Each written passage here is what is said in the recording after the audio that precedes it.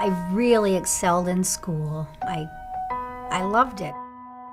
Started to go wayward. I started experimenting with things and partying and drinking, and I had my first boyfriend at 16, and several months later I found out I was pregnant.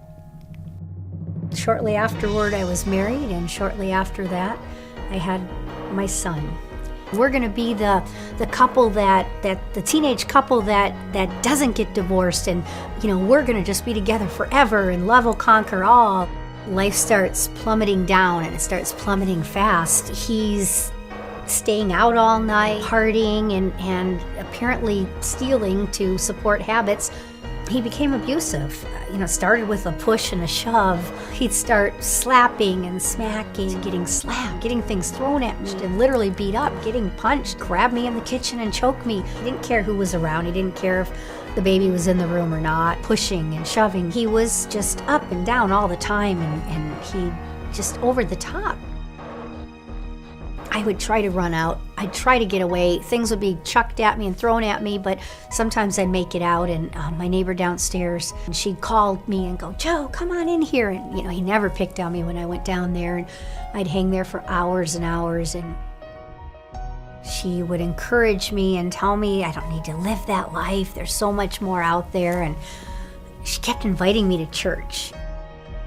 We walked into church, and I sat on the back row and listened to what the pastor had to say. And it was like, it was my aha moment, like the light bulb that goes off. I got it. It wasn't just this God out there. It wasn't Jesus that died for the sins of the world. It was that he cared about me.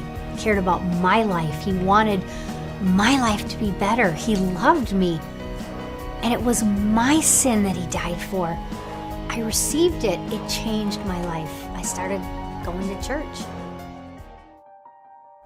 But I'm still living with this man that's attacking me and hassling me and beating me. My husband came over and wanted me to go with him, and I didn't want to go. And he was pretty insistent. He wanted to get a gift for our son's birthday coming up, and talked me into going. And we get in the car, and after some time I said, "This isn't the way to the mall." And he proceeded to tell me that my time was up, that it was over.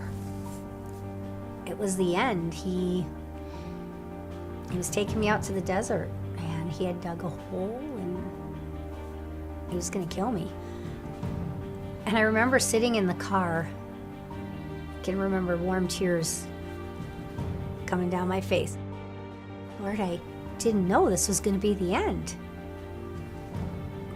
But I trust that you are who you said you are. And I know that I'll be with you forever in heaven. And I had this amazing peace. So a little while later we get to the desert, and he comes around and pulls me out of the car and pulls me around and pushes me onto the ground and climbs on top of me. And again, I was thinking, okay, this is it.